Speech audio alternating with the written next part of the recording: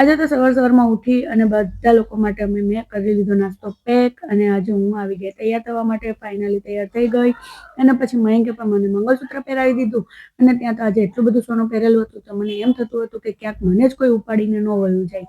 પછી ફાઇનલી હું થઈ ગઈ તૈયાર અને અહીંયા મમ્મીએ પણ એમના માટે બિસ્તરો પેક કરી લીધો હતો. સામાન્ય મમ્મી ગોઠવતા હતા અને બીજી બાજુ મેં પણ દ્રષ્ટિને અહીંયા સરસ મજાની એવી નાહી ધોઈને તૈયાર કરી લીધી અને પછી માથું પણ ઓળાવી લીધું અને અહીંયા મયંક અને દાદા બંને જણા ઓલરેડી બંને જણા વહેલા તૈયાર થઈને બેસી ગયા હતા ઓફિસમાં.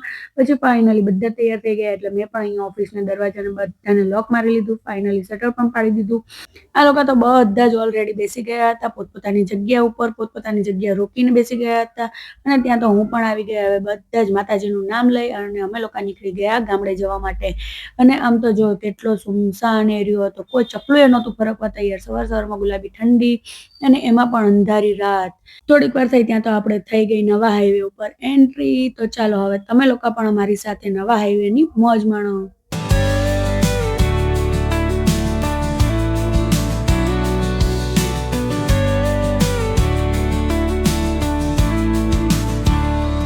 I've been rolling down this.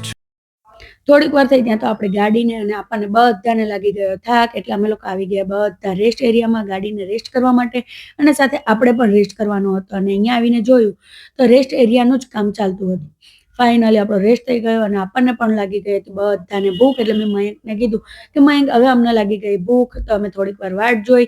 ત્યાં તો સવાર થઈ ગયું હતું એટલે મયંક અમે લોકો બધા જ આવી ગયા ફાઇનલી નાસ્તો કરવા માટે હોટલ કૃષ્ણ કાઠિયાવાડીમાં. ત્યાં આવીને જોયું તો અહીંયા ગરમા ગરમ એવો નાસ્તો બનતો જ હતો.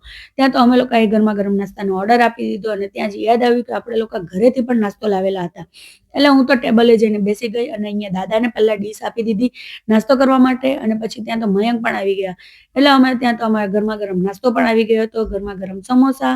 એટલે અમે લોકો બધા જ બેસી ગયા ગરમા ગરમ નાસ્તો કરવા માટે. તો ચાલો હવે તમને લોકોને પણ ભૂખ લાગેલી હશે તો તમે લોકો પણ આવી જાઓ ચા નાસ્તો કરવા માટે. સોરી નાસ્તો. ફાઇનલી અમે લોકો બધા જ બેસીને નાસ્તો કરી લીધો. ત્યાં તો હવે વારી ગઈ ચાની. તો હવે અહીંયા આપણે ચા પણ આવી ગઈ હતી એટલે અમે લોકો બધા જ બેસી ગયા ચા પીવા માટે. હવે ચા વગર તો સવારે કોને કોને ચાલે કમેન્ટ કરજો ભાઈ. આપણને તો ન જ ચાલે. ફાઇનલી ચા નાસ્તો થઈ ગયો અને 10:30 જેવો ટાઈમ થઈ ગયો હતો એટલે આપણે સવારના નીકળેલા હતા. તો મને તો બહુ જ કંટાળો આવતો હતો કારણ કે આપણે સવારથી 4 કલાકથી 4 થી 5 કલાક ગાડીમાં.